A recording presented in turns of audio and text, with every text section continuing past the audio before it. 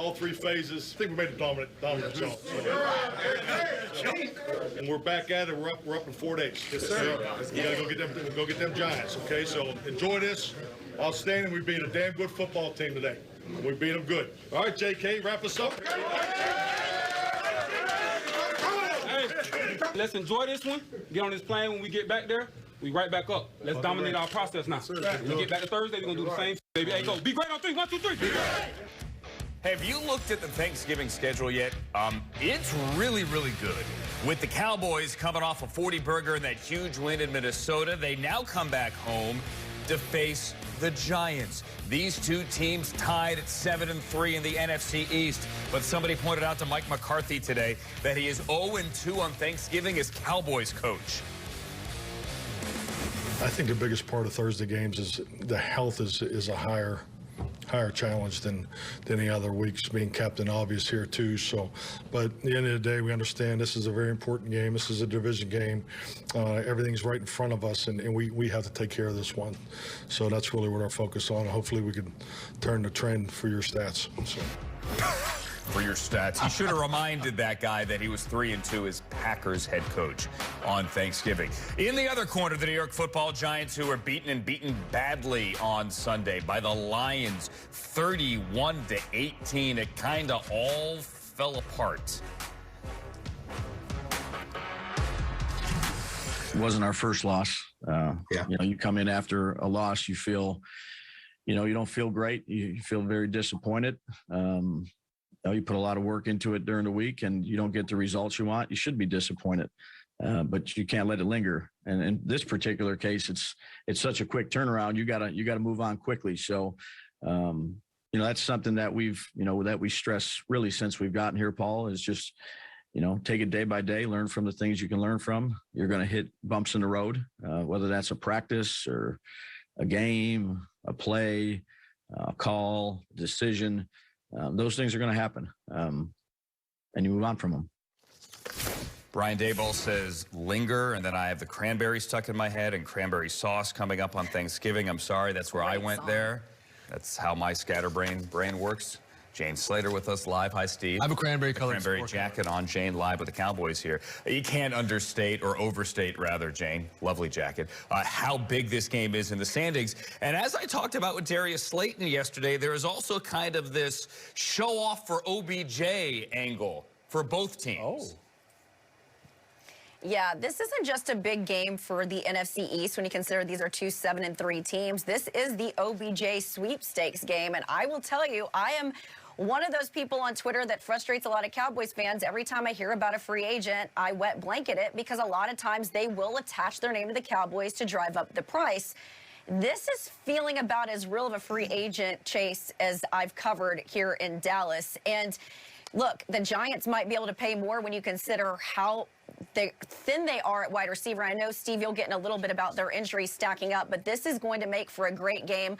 I love that it was brought up to Mike McCarthy's lost the last 2. Well, they've lost the last 3, so let's not put it all on Mike.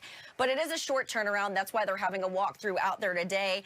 A number of players dealing with illness, a little bit of a stomach bug, it sounds like, going around the locker room, so they're wearing masks inside the facility. And then as for Ezekiel Elliott and Micah Parsons, they're a little banged up after that Vikings game, but they're expected to play on Sunday.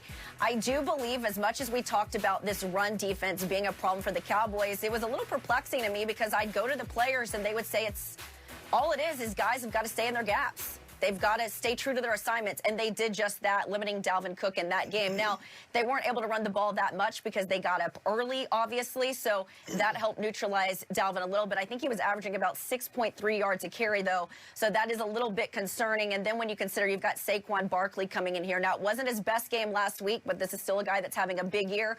And again, when you consider they don't have many weapons in their receiving game, expect them to rely not only on Saquon Barkley, but how about Daniel Jones putting up 50 yards on the ground last weekend. So we'll see if that run, and then they got demoralized. It was a big win for them against the Vikings. They just got to continue the momentum on a short week. Yeah, and Jane, this is going to be the challenge. What the Giants need to do is to take a page out of what Dallas has done, right? Because they do not have the major threats at wide receiver, especially now that Wan'Dale Robinson is out with the ACL.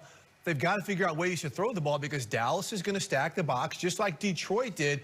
And it's not the overall passing game for the Giants. Receivers got open. Daniel Jones threw for a ton of yards against the Lions. It's just the receiving threats that they do not have. They drop the ball. They fumble the ball, things like this. So they've got to get someone like Matt Breida involved to help Saquon Barkley. We've seen Breida really kind of step up, and he hit some plays when Barkley was getting stuffed against those tight boxes that you saw the Lions play. So again, they need to take a page, kind of Matt Breida's Tony Pollard, so to speak, and see if that works.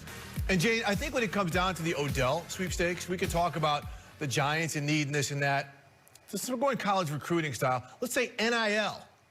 NIL. Whoever's dishing out the big NIL to Odell. No, those would be salary cap violations. Wait.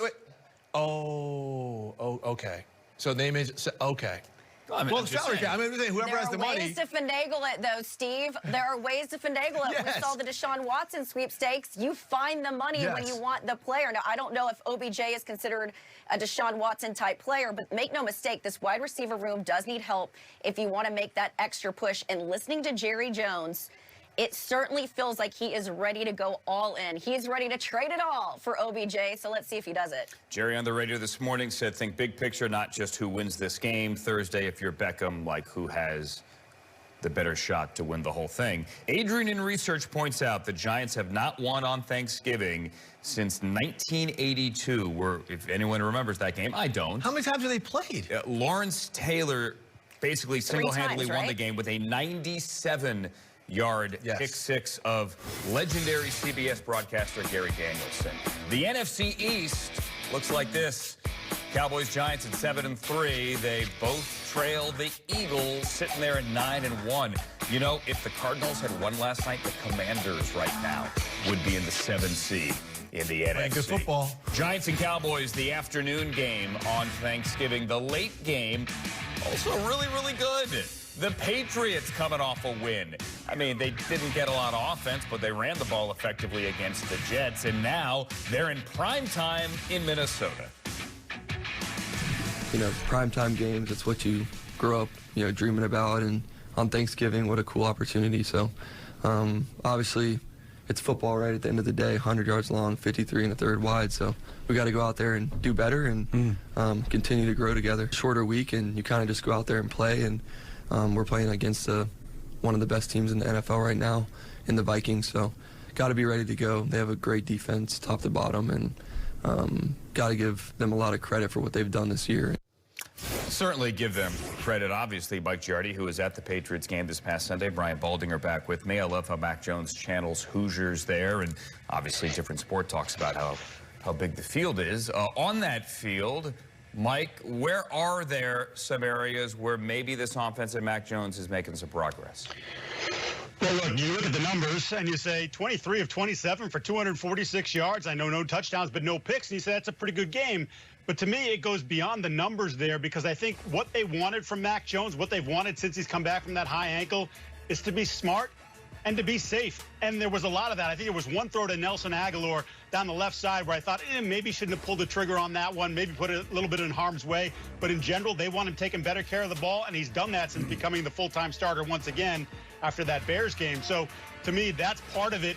And the other part of this thing here, too, is I thought the timing on the routes was better. I thought they sort of went back to the drawing board during the bye week. They found some things that worked for them, and they found some efficiency. Now they've got to find some efficiency in the red zone. They're 31st out of 32 teams in the red zone, just 12 touchdowns. That needs to be better, Baldy, if they want to be the kind of team that right now, at least defensively, they're trending to be. Well, they are. You know, it helps that they've played the Jets and Zach Wilson 2 of the last 3 weeks. So they're, you know, number 2 in the league and fewest points surrendered at this point. But I just like the way that they're playing. You know, Matt Judon is going to be on the field. He's got 13 sacks in 10 games. But he's so much more than just a sack artist. He does all the little things that the Patriots love their outside linebackers to do. Chipping running backs coming out of the backfield. All those little getting hands on the tight ends for not an easy release. But they've done, Mike, they've been running these same twist stunts since Bill Belichick took over as a head coach. Willie McGinnis was running the same twist stunts that Matt Judon is getting home with. And so the Vikings, on a short week, they got to be ready for these twist stunts. that nobody runs better than the Patriots, and that's how they apply pressure to the quarterback without blitzing very much. And Baldy, you got to look at the guys in the middle there, Devon Godchaux, and Lawrence Guy for their ability to help create space, maybe pull some defenders and allow Judon to get some penetration or Dietrich Wise to get some penetration.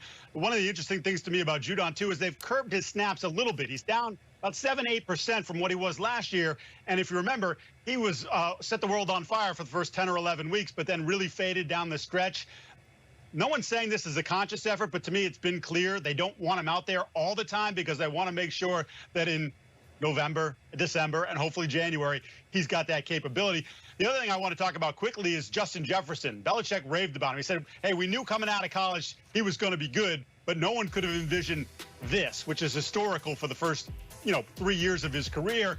Patriots play more man-to-man than any team in the National Football League, and guess who's second best against man-to-man in the National Football League? It's Justin Jefferson. So interested to see the cat and mouse game there because they won't just sit in man. That's not how Bill's going to roll. He's not going to tell you this is the coverage and this is what we're going to do. So I'm curious to see how they play that. After Justin Jefferson called the Vikings' performance against the Cowboys Sunday embarrassing. Big stage for him and that whole team to bounce back. Thank you, Mike Giardi. Thank you, Brian Baldinger. I said it's a good schedule. I mean, look at this. This is your Thanksgiving. While you sleep on the floor, perhaps, and, fight off the jet lag. This is me. My